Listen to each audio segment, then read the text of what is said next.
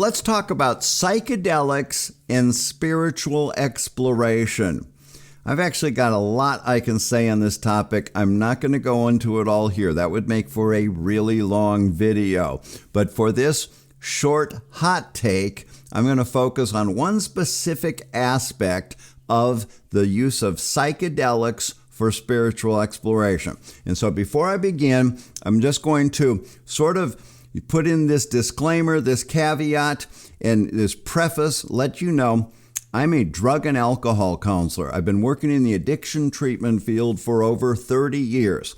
I also happen to be someone who's in recovery from addiction, and I also happen to have a fair amount of experience and training in spiritual traditions, namely indigenous spiritual tradition, and I'm pretty familiar with the use of psychedelic plants, and I'm very familiar with the use of spiritual exploration.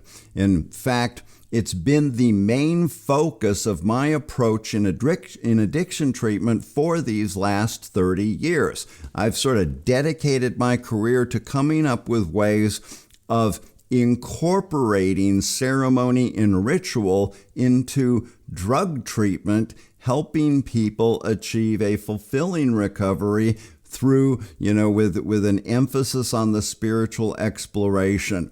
And so I'm particularly in tune when I see this topic or this changing landscape, and we see so much happening with the new perspectives on psychedelics and mental health treatment. And so admittedly, I see everything through the lens. I'll admit that. I'm a drug counselor in recovery. I'm concerned about people in recovery.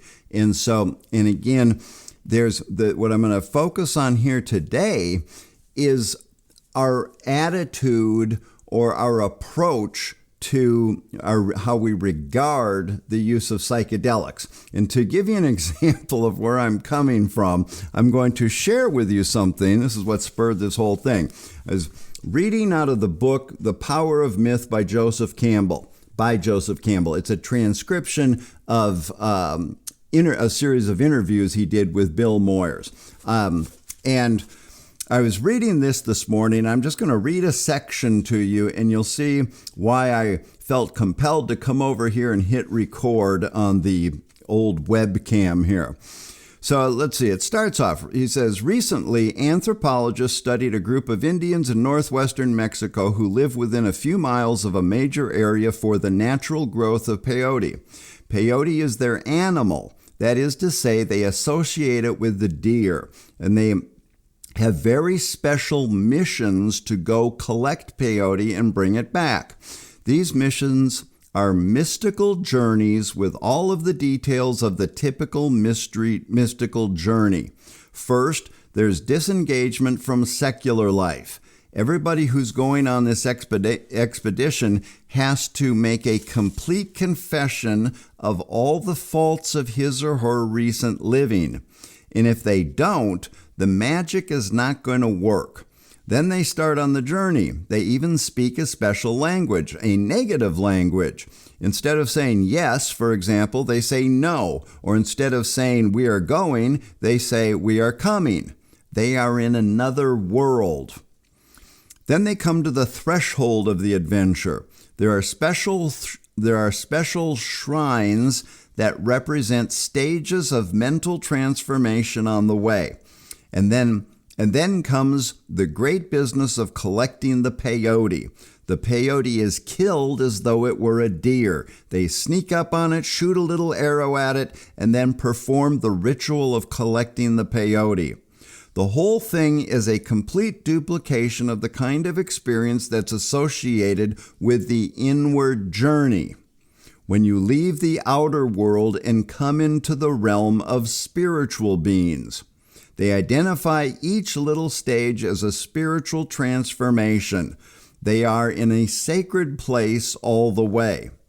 Bill Moyer says, why do they make such an intricate process out of it?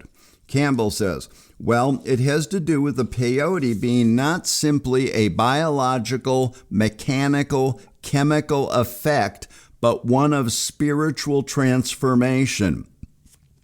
If you undergo a spiritual transformation and have not had preparation for it, you do not know how to evaluate what has happened to you, and you get the terrible experiences of a bad trip, as they used to call it with LSD. If you know where you're going, you won't have a bad trip.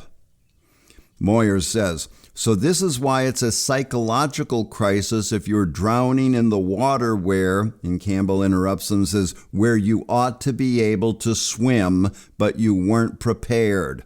That is true of the spiritual life anyhow. It's a terrifying experience to have your consciousness transformed.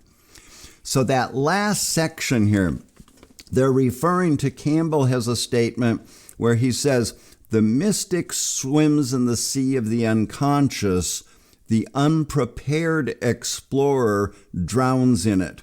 And when they're talking about making this a journey, and they have tracking the peyote as it was a deer, and they identify each little stage as a spiritual transformation, more than a biological, mechanical, chemical effect, but one of spiritual transformation.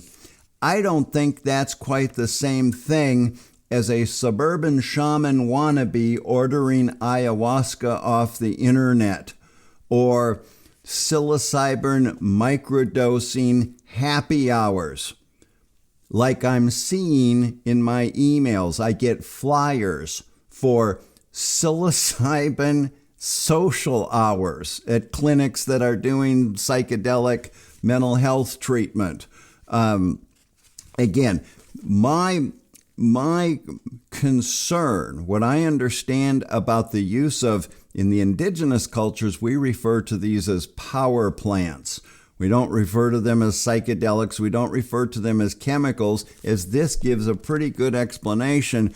I've said for years that the person who's using drugs to change how they feel and party has no concept of what this just described, the respect and the perspective that the indigenous people who have been doing this for thousands of years, how they regard this. It's apples and oranges. And unless, and again, maybe there are people who are using this with the respect that it commands and deserves. And as Campbell says, it can be dangerous. Now, not to go too woo-woo on you here, they believe these are spirits. And I sometimes told some of the kids I was working with in treatment, when I found out they were playing around with ayahuasca, I said, you don't know what you're unleashing as far as if you believe anything about going into the spirit realm. But, bad things can happen whether you call it spirits or just circumstances.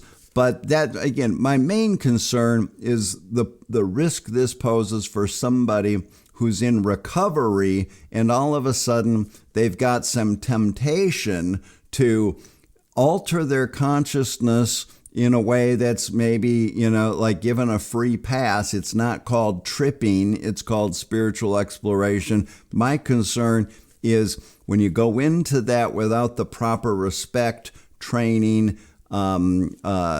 studying, and as he said someplace in there about someone to help you interpret the process, it can end up being a more destructive or self-defeating experience than a positive one. Okay, I'm going to wrap that one up. I've got a much longer video on my channel called What's a Psychedelic Guide Anyway? If you want to learn a little bit more about some of my positions on that and this difference between being able to go within the inward journey that he talks about in here, it can be done without the use of chemicals. And so I go a lot into that in that video. It's called What's a Psychedelic Guide Anyway? Sorry, it might be a rant. I hope you got something out of it. It's something to consider. We want to be careful out there. The unprepared explorer could end up, as another thing Campbell said, if you catch what it is that you're searching for, it could end up being a terrifying experience. So we want to be careful and really informed, properly prepared for spiritual exploration. If you got anything about this, I'd appreciate you hitting the like button on here, subscribe to my channel. I'll see you next time. Thanks.